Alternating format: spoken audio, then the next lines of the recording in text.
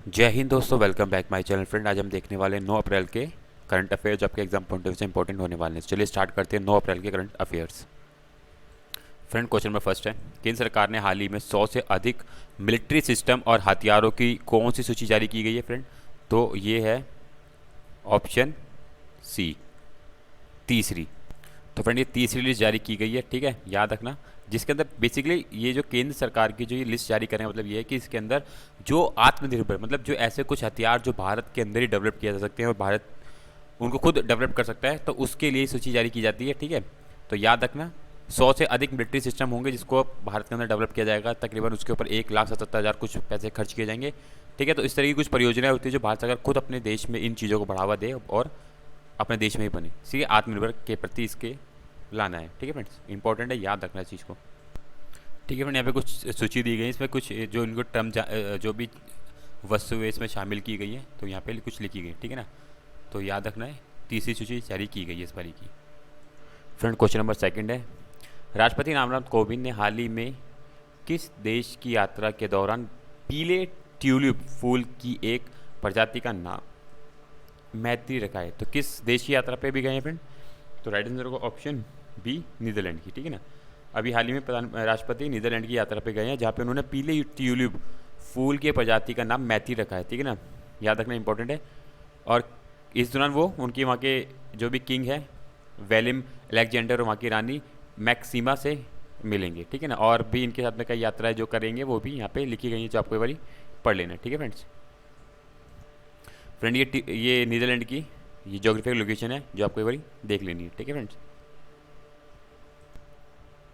Friend, question number third है, भारत ने unified payment interface UPI full form याद रखना, काफ़ी बार एग्जाम में आती है, ने हाल ही में वॉल्यूम के मामले में कितने करोड़ रुपए का आंकड़ा पार करा है फ्रेंड?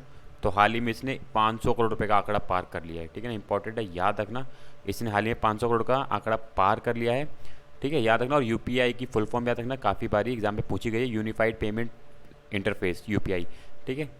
और एक चीज़ और कि इस अभी हाल ही में यूपीआई से तकरीबन 315 बैंक जुड़े हुए हैं और यूपीआई योजना जो रोजाना तकरीबन 17 करोड़ रुपए का भुगतान संबंधित कर रही है और 20,000 करोड़ रुपए से अधिक के हैंगे, ठीक है। तो इंपॉर्टेंट याद रखना ये यूपीआई के बारे में। फ्रेंड, क्वेश्चन में फोर्थ है, भारत के किस शहर की एक पत्रकार अरीफा जौहरी ने हाल ही में चमेली देवी जैन पुरस्कार 2021 जीता है फ्रेंड? तो ये वो पत्रकार है अरीफा जौहरी जिन्होंने ये चमेली देवी जैन पुरस्कार जीता है।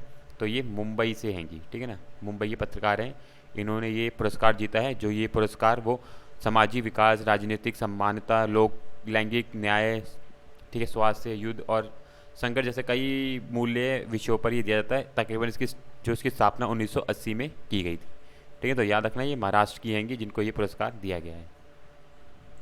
फ्रेंड, क्वेश्चन नंबर फिफ्थ है, आंध्र प्रदेश के मुख्यमंत्री वाई एस जगन मोहन रेड्डी ने हाल ही में राज्य में कितने नए जिलों का उद्घाटन किया है फ्रेंड? हाल ही में इन्होंने नए, बी ऑप्शन है, 13 जिलों का उद्घाटन किया है, जो आपके सामने दिख भी होंगे 13 नए जिले कौन कौन से इन्होंने उद्घाटन किया है, ठीक है।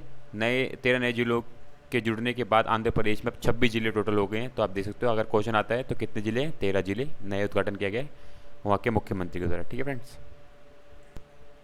फ्रेंड, ये आंध्र प्रदेश की जोग्राफिकल लोकेशन है जो आप देख सकते हो, ठीक है। डिफरेंट जो पूरे यहाँ पे राज्यों के नाम दिए गए हैं जो नए इस बारी बनाए गए हैं, ठीक है।